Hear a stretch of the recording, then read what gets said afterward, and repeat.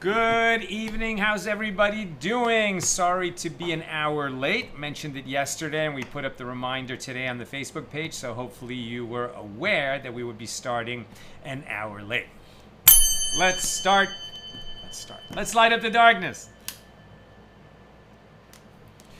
Who's in the house on a Tuesday evening? Bill in mid-Missouri, Leona in southern Illinois, Ryan in Florida, Shandora in the Bronx, Bella in Florida, Paula, Lucy in Minnesota, Melissa in Great Neck, Sharon wishing everyone a good evening, Guy in Ohio, Joe in the Inland Empire, Ella's in the house, Aoife in Florida, Spencer from West Hartford, Marjorie says hello, Marie in Freeport, Lynn in Silver Spring, Maryland. Welcome everybody.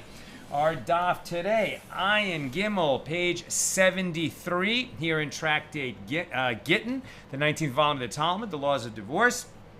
We are working our way through chapter 7, today continuing our discussion of Mishnah number 3. Mishnah number 3.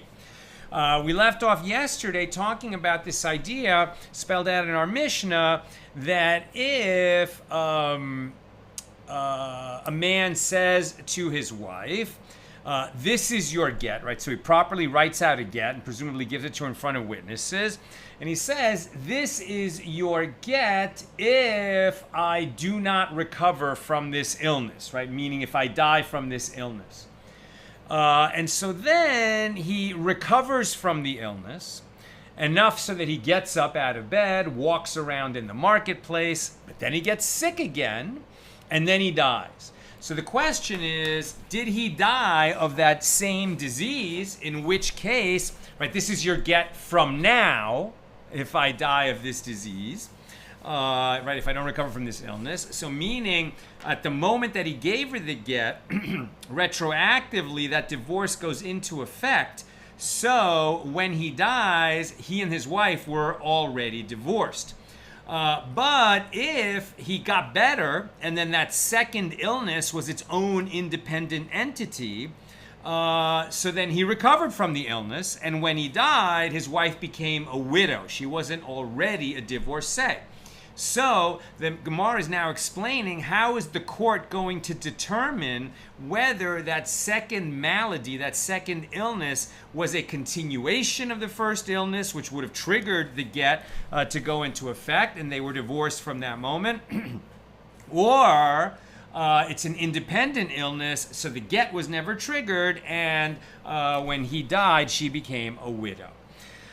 So we pick it up right at the top of 73a, and this teaches us that we require assessment only in a case where the husband walked with his staff. But in another case where he did not arise from his illness and walk, but immediately became ill again, we do not even require assessment, as it is clear that his death from the second illness was an extension of the first illness.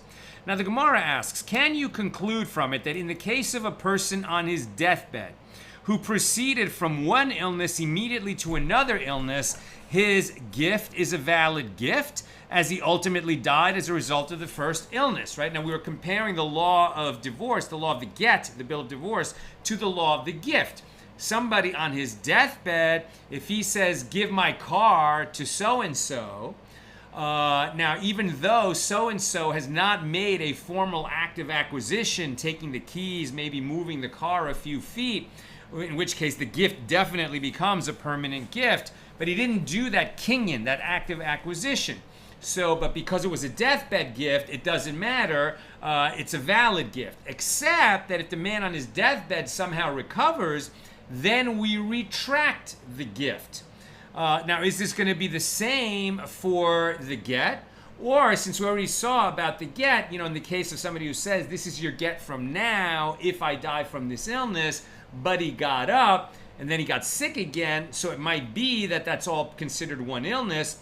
Now, are we going to apply that principle in reverse now to this other area of the law of the gift, right? So if he got up, well, so he got off his deathbed, so we retract the gift. But since he then fell sick again, maybe we don't retract the gift. That's what's being asked.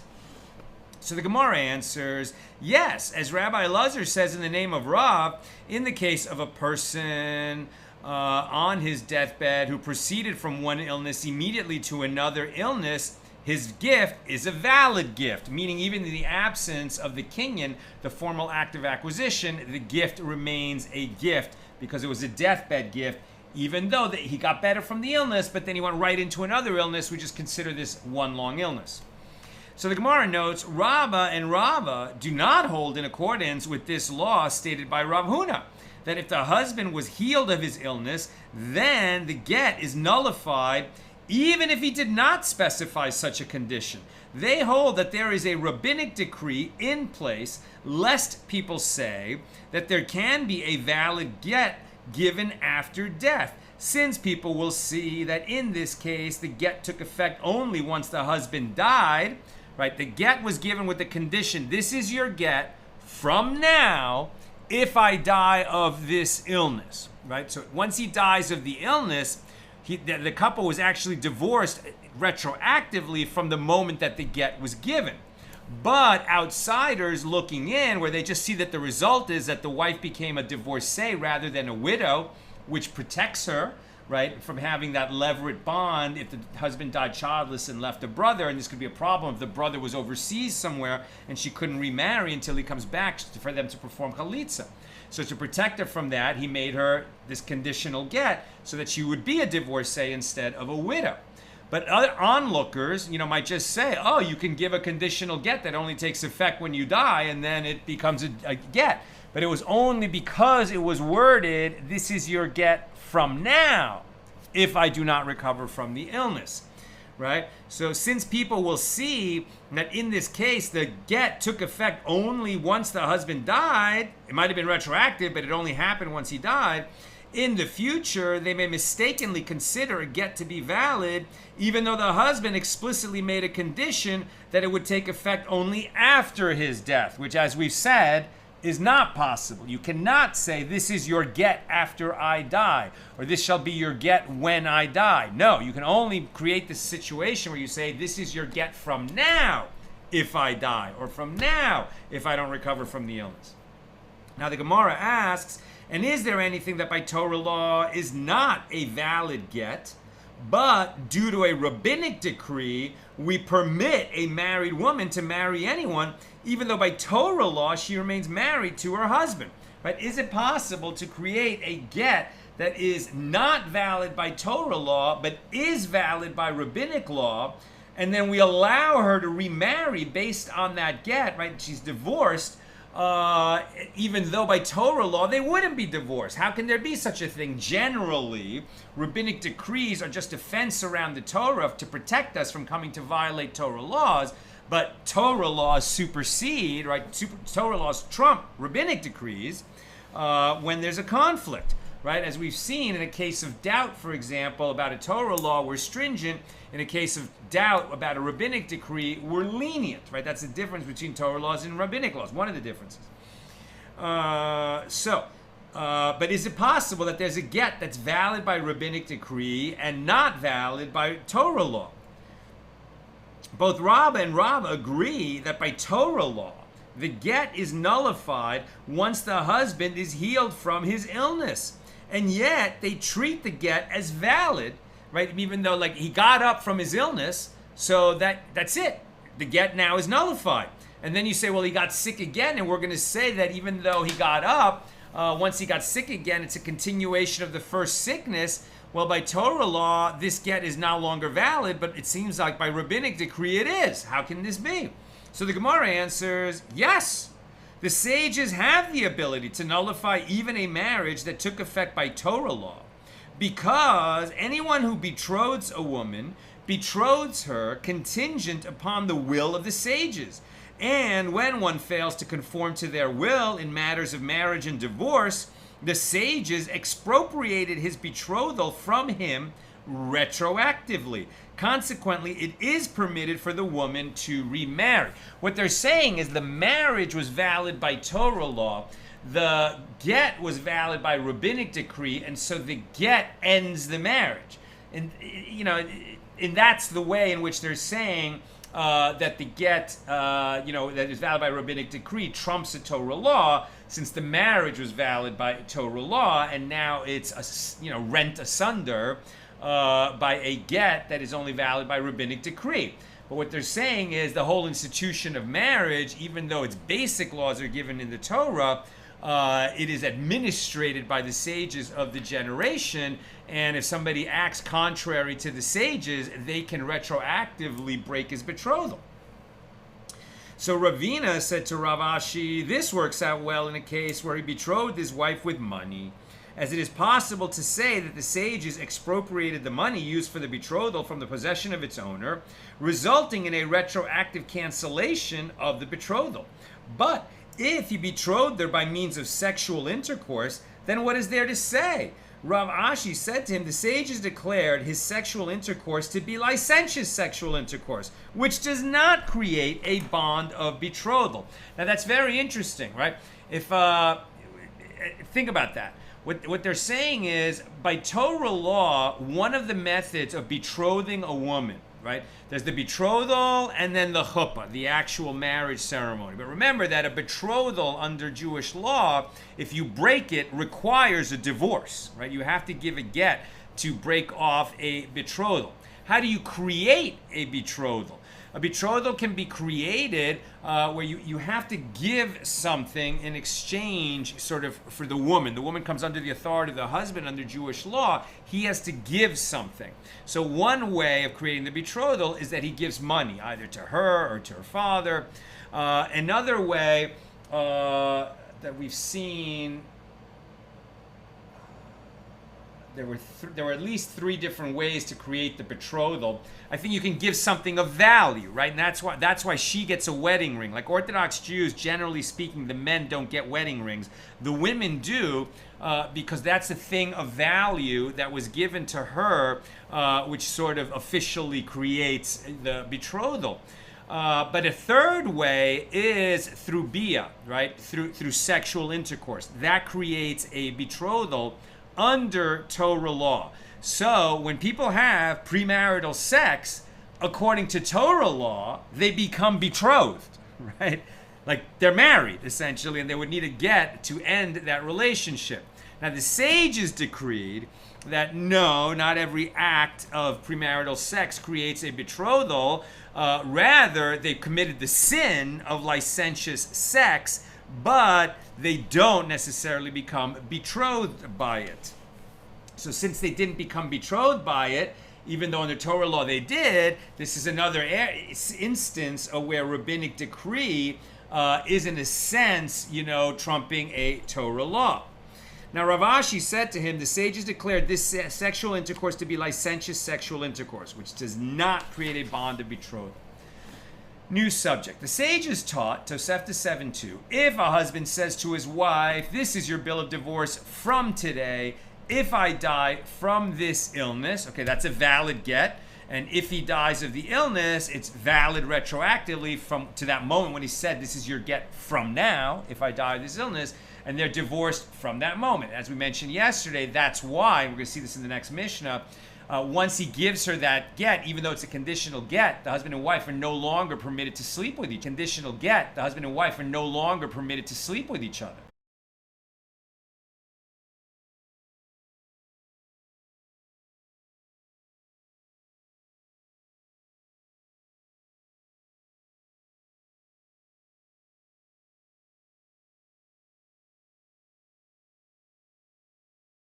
House collapses on him, or a snake.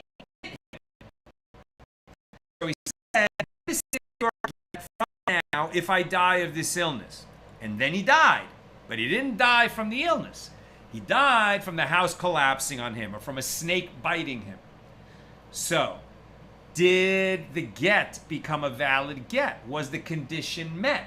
He said, this is your get from now if I die of this illness. He died of something else. So it sounds like the get is not a valid get.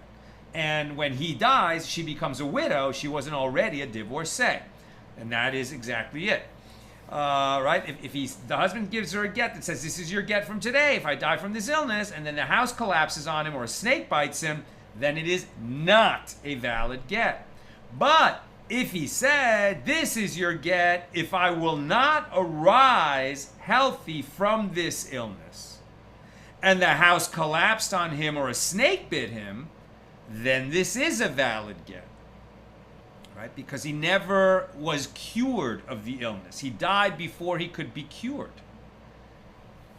Right? This is, right. He said, this is your get from now if I will not arise healthy from this illness. So since he was never cured of the illness, he was killed by some other means before he could be cured from it, it becomes a valid get and they are divorced retroactively. And so the Gemara asks, what is different in the first clause such that the bill of divorce is not valid? And what's different in the second clause so that the get is valid? Well, in neither case did he die from the illness, and the Gemara doesn't give an answer to this question. But, I mean, I offered an answer, right? In the first case, he said, this is your get from today if I die from the illness. And in the second case, he says, this is your get from today if I do not arise from the illness. Healthy was inserted by Rav Steinsaltz, but I think that really helps us to understand it. Now, the Gemara, instead of answering, asks another question. They talks about an incident. They sent a ruling to Babylonia from Eretz Yisrael. If the husband said, this is your get if I am not healed from this illness, and a lion ate him, then we do not need to be concerned about this get, for it is certainly not valid. But wait a minute, that sounds like it's more like the second case. If he says, this is your get if I am not healed from this illness, and then he gets eaten by a lion, well, he was never healed from the illness. But they're saying that's not a valid get. Now, it is related. There was a certain man who sold land to another man, and he accepted upon himself the responsibility for any unavoidable accident that may happen to the land. In such a case, he would reimburse the buyer for the damage. In the end, they diverted a river into it, meaning the government decided to make a new canal through the land that he sold.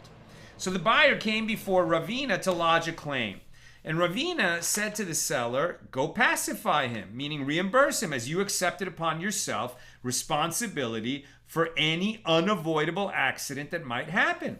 Rav Acha bar Tachalifa disagreed and said to Ravina, it is an uncommon unavoidable accident, and the condition of the sale should not apply in such a case. Right? The seller was saying, listen, if a tree falls and damages the land, if there's an avalanche that comes and damages the land in an area where there are avalanches from time to time, okay, so then he's undertaking to guarantee to the buyer that he'll take care of that kind of damage. But this idea that's once in a century or once in a millennia, that a government is going to come and divert a river, right? Maybe that's really uncommon. That was not in the mind of either the buyer or the seller at the time that they made this deal. So one sage says, well, tough luck. You said any unavoidable damage, this falls under that. And the other sage says, no, this is too uncommon for them to have predicted that, so we don't hold the seller liable. The matter was circulated, as this ruling was never finalized, and it came before Rava. So Rava said to them, it is an uncommon unavoidable accident, and the seller should not have to pay.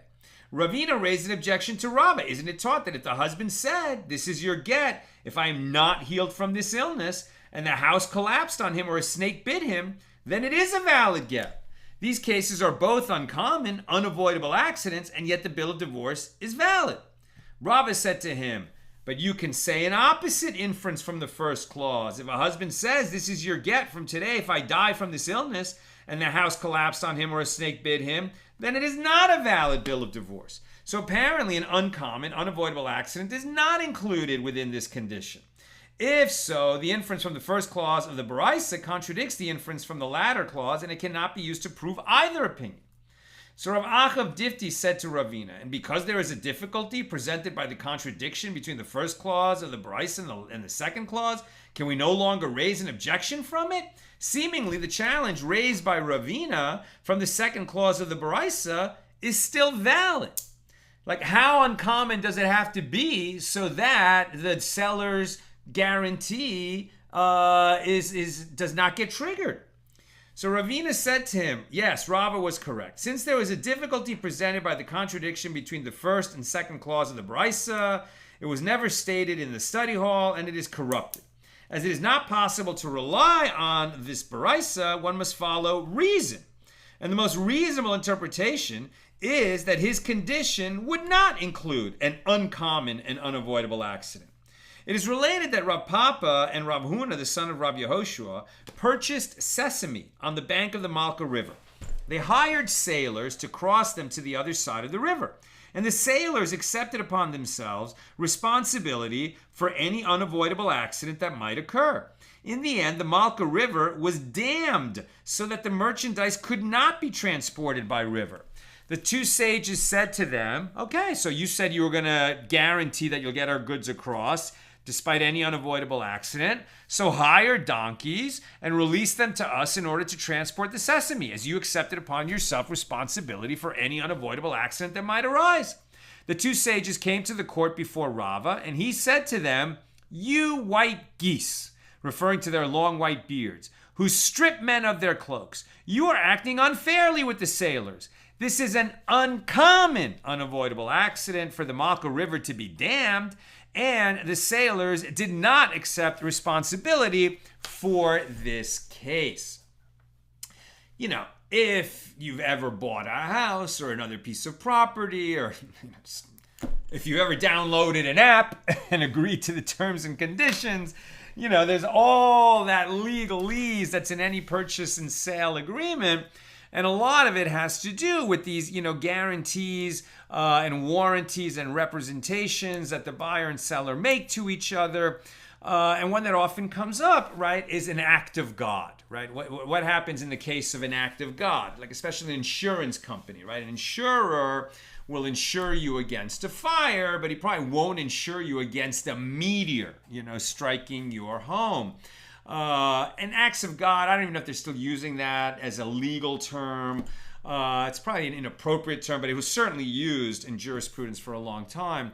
But it's this idea of something that is so uncommon, so unpredictable, that it wasn't contemplated. But very often contracts were made, in kind of sloppy fashion, and the lawyers didn't bake in, clear language whether these kinds of highly unpredictable acts were contemplated or not, and what is the result in terms of whether the sale goes through or who has to reimburse who, etc. It's a complicated issue.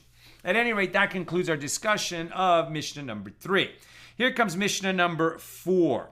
Right? What it seems to be pretty clear from Rava's ruling is that even one who makes a guarantee that he'll pay for unavoidable damage, if it's very uncommon, this kind of damage that resulted, he won't be on the hook for it. That's where it seems like they came out. And let's just see what they say. An uncommon, unavoidable accident. One who sells land to another and accepts liability even for an unavoidable accident that occurs to the land is required to pay the new owner under such circumstances, even if a Gentile came and stole the land from him. But if the river that irrigated his field was diverted or dried up, or an earthquake destroyed the field, then he is not liable, because he did not even consider such rare unavoidable circumstances, and he did not accept liability for this. The principle for any condition in monetary law is that the court assesses the intention of the one who made the condition. So if he could not have contemplated that kind of super uncommon occurrence, then he did not intend to guarantee against that.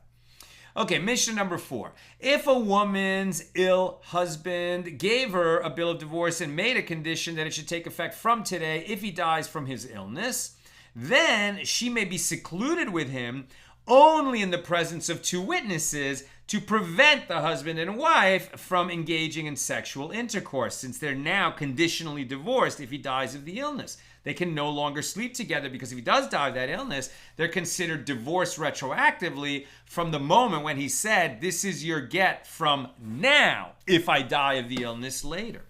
Now, this applies to being secluded in the presence of not only valid witnesses. It is permitted for her to be secluded with her husband, even in the presence of a slave, or even in the presence of a female slave, except for the wife's personal maidservant. And it is prohibited for the wife to be secluded in the presence of her personal maidservant because she is accustomed to her maidservant, and there's concern that she will engage in sexual intercourse with her husband, even though the maidservant is present.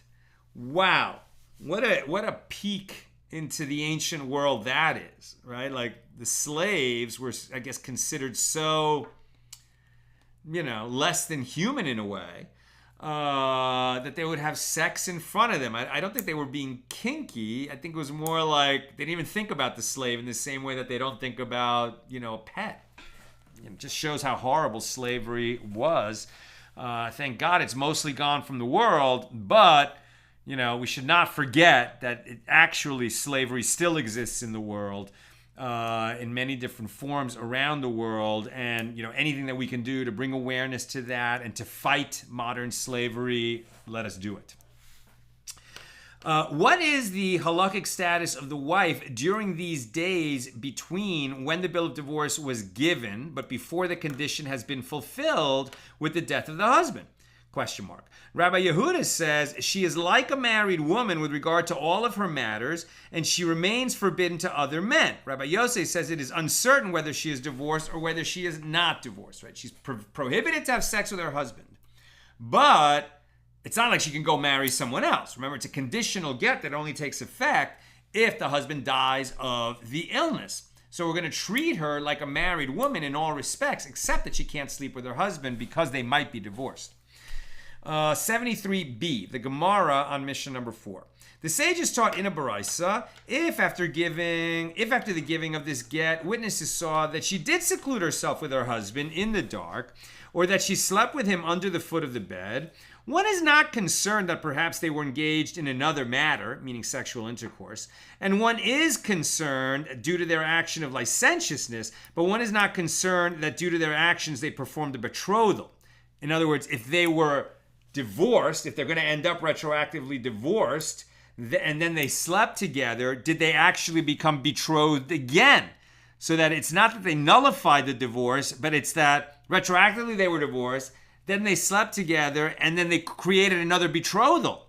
So that when he does die, again, she's a widow, not a divorcee, which is what they sought to avoid. You might have thought that, but the Gemara is telling us, no, we don't consider it that way.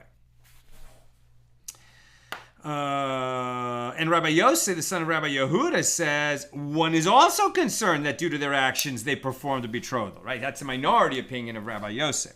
And the Gemara asks, what is the baraisa saying? Rav Nachman said that Rabba Bar Abu said, this is what the baraisa is saying. If they saw that she engaged in sexual intercourse with her husband, then one is concerned that due to their actions there was a betrothal, and perhaps through this act he intended to remarry her. If he gave her money immediately following the sexual intercourse, one is concerned due to licentiousness, wherein we say he gave this money as hire for a prostitute. I mean, it's weird, right? This is his wife. But one is not concerned that due to their actions they performed a betrothal. Rabbi Yosef, son of Rabbi Yehuda, says, even in this case, one is concerned that due to their actions they performed a betrothal, i.e. one is concerned that he gave her the money as a betrothal. Based on this explanation of the baraisa, in accordance with whose opinion is that which Rabbi Bar Chana says, that Rabbi Yochanan says, that the dispute between Beis Shammai and Beis Hillel on page 81a is relevant only when they saw that she engaged in sexual intercourse with her husband. But if they did not see that she engaged in sexual intercourse with him, everyone agrees that she does not require a second get from him. In the case of a divorced woman who was secluded with her husband after the divorce, Beis Shammai are of the opinion that she does not require a second get, while Beis Hillel are of the opinion that she does. So in accordance with whose opinion, Beis Hillel or Beis Shammai, is this baraisa that we're now talking about. And the Gemara explains, it is in accordance with everyone. It is in accordance with the opinion of both the first Tana and Rabbi Yosef, the son of Rabbi Yehuda, who hold that when they did not see that she engaged in sexual intercourse, one is not concerned that they are betrothed, and she does not need a second get. Abaye objects to this understanding of the Baraisa, according to which the first Tana and Rabbi Yosef, the son of Rabbi Yehuda, disagree about a case where the husband gave her money after they engaged in sexual intercourse. They were divorced, at least conditionally. Then they had sex, and then the husband gave his wife, possibly his ex-wife, money. Now, did that money, was he giving it to her in exchange for the sex? That seems very unlikely. So maybe he gave her the money because he was intending to betroth her again, and giving money is a valid form of betrothal.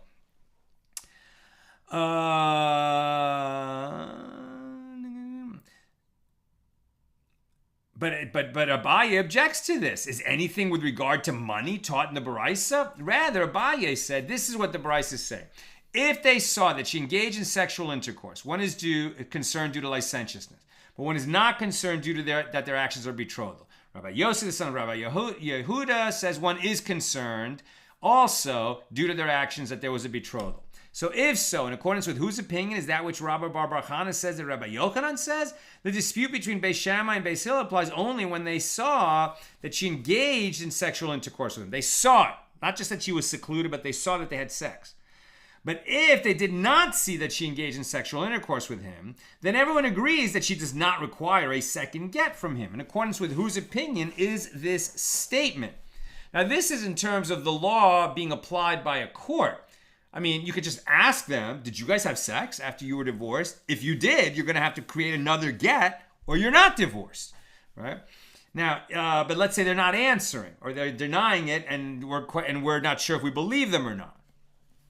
Now, it is in accordance with the opinion of Rabbi Yosef, the son of Rabbi Yehuda, as he holds in accordance with Beis Hillel, that if they saw that she engaged in sexual intercourse, one is concerned that she may be betrothed to her husband again, and she requires a second get. By contrast, according to the first Tana, even when they saw that she engaged in sexual intercourse, one is not concerned that she may be betrothed, even when they saw it.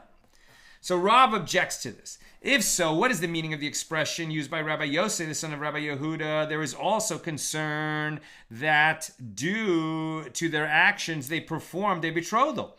If there's concern about betrothal, there should be no concern with regard to licentiousness. Rather, Rava said that this is what the Baraisa is saying. Rabbi Yosef, the son of Rabbi Yehuda, says, even if they did not see that she engaged in sexual intercourse with her husband after this get, one is concerned that due to their actions, they performed a betrothal.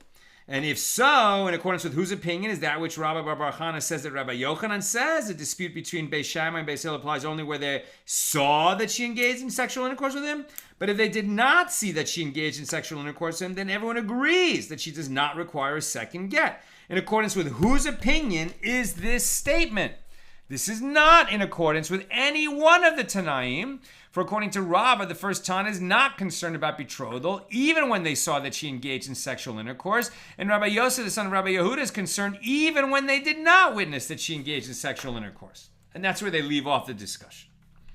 Now, the Mishnah teaches, what is her status during these days, right? Our Mishnah is, he gives her a get. He says, this is your get from now if I die of this illness.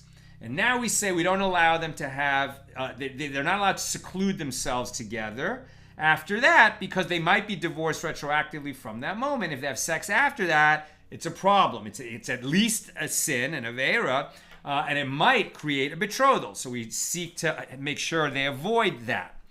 Other than the fact that they're not allowed to have sexual intercourse together, the husband and wife, what else is, what in what other way is her status like a married woman or like a divorcee? So the Mishnah teaches, what is her status during these days? Rabbi Yehuda says she is like a married woman with regard to all of her matters. Rabbi Yosef says it is uncertain whether she is divorced or whether she is not divorced. Now this could also, have a bearing on if she came into the marriage with property. So while they're married, the husband has the rights to the produce of that property. When the marriage ends, the property reverts to her and she can do whatever she wants with it. So what would happen during this period after she gets a conditional get? Could she sell that property because it's hers and now her husband has no authority over it, or not? So the sages taught in reference to the opinions of Rabbi Yehuda and Rabbi Yosef stated in the Baraisa, their dispute right? About whether she's a divorce. Rabbi Yehuda says she's not like a divorcee, other than she can't have sex with her husband. Rabbi Yosef says it's uncertain whether she's like a divorcee or not. Right? So their dispute is with regard to her status in the interim is stated, provided that the husband dies. And the Gemara clarifies. And when he dies, is this a valid get? Do they not hold that the get takes effect after the husband's death? Retroactively, but only if the husband dies.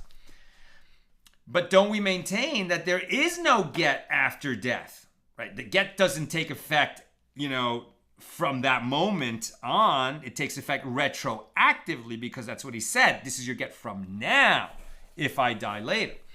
Rabbah says that this is referring to a case where the husband says this should be a valid get from the last moment that I am in the world, meaning that it should take effect a moment before he dies. Oh, so he doesn't say this is your get from now if I die of this illness. Rather, he says this is your get from my last living moment in the world if I die of this illness.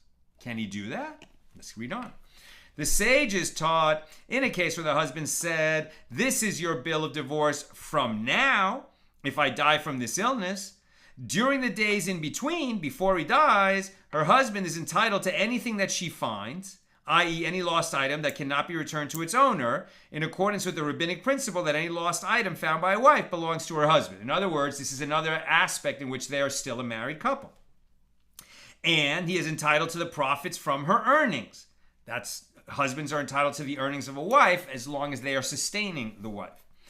And he is entitled to annul her vows. Again, that's something husbands can do for their wives. That's actually a leniency for her, that she doesn't have to go to a sage to have her vow annulled. She can have her husband do it. And the husband inherits from her if she predeceases him. And he becomes ritually impure for her if he is a priest. The principle of the matter is like this. At that time, she is like his wife in every sense, but she does not require a second get from him when he dies. This is the statement of Rabbi Yehuda. Rabbi Meir says, now we're on 74a, we're just going to finish this up to reach the next Mishna. Rabbi Meir says, if he engages in sexual intercourse with another man, the legal status of her sexual intercourse depends on whether or not her husband dies from his illness. If he dies, she is considered to have been divorced from the time the get was given, and her sexual intercourse is not adultery. It's licentious, but it's not adultery. Rabbi Yosef says her sexual intercourse has an uncertain status, and the rabbis say there is uncertainty whether she is divorced or whether she is not divorced, and there is an uncertainty provided that he dies from this illness. If he does not, they are certainly not divorced, which would mean that sex that she had with another man would be adulterous. And the Gemara clarifies what difference is there between the opinion of Rabbi Meir, who says that the status of her sexual intercourse depends on whether or not her husband dies from his illness, and the opinion of Rabbi Yosef, who says that the status of her sexual intercourse is uncertain.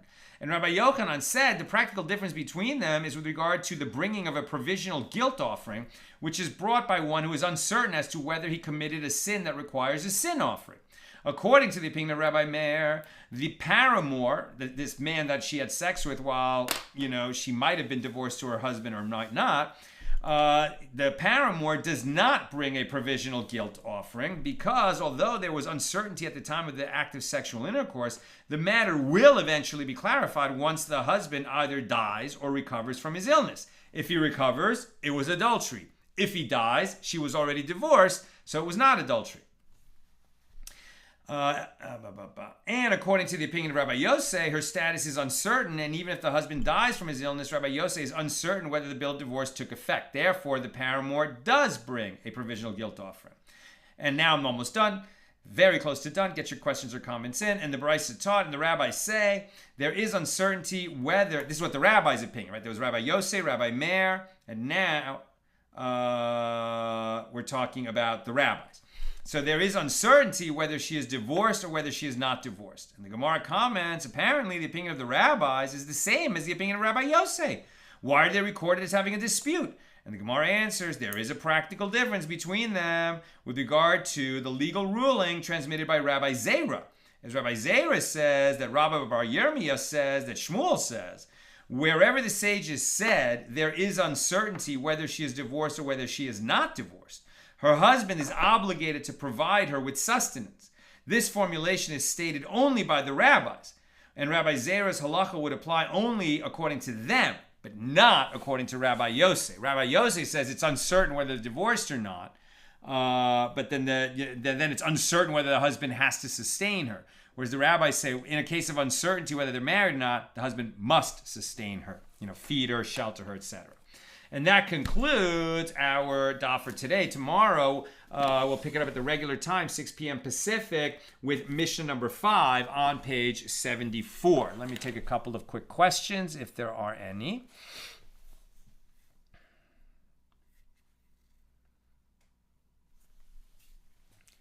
Lucy, what if she gets pregnant from that illicit intercourse with her husband? Right, that's exactly what we're afraid of. That's the huge problem. So what it sounds like is then we wait and see if the husband dies. So if the husband dies, then that child is born, then what we would say is she got pregnant. She broke, first of all, you can't get pregnant, you're not supposed to have sex less than 3 months after your previous marriage ended, right?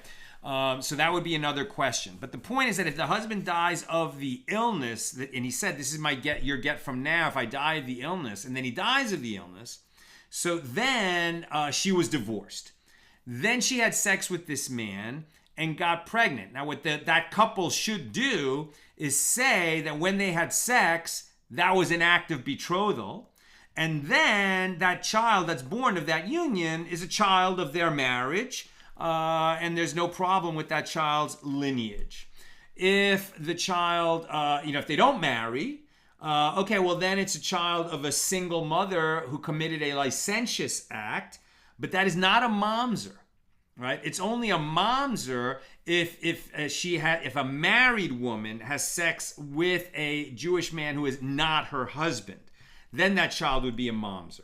So those are 3 different outcomes. Now, if the husband doesn't die, then she had sex with a man who wasn't her husband while she was married to her husband. The divorce never took effect, and so the child would be a mamzer. And that's a real tragic outcome for that poor child who, through no fault of its own, would be born and be prohibited from marrying any Jew other than a fellow mamzer. Okay, that's what I've got for us today. With God's help, we'll be together again tomorrow, Wednesday, at the regular time, 6 p.m. Pacific.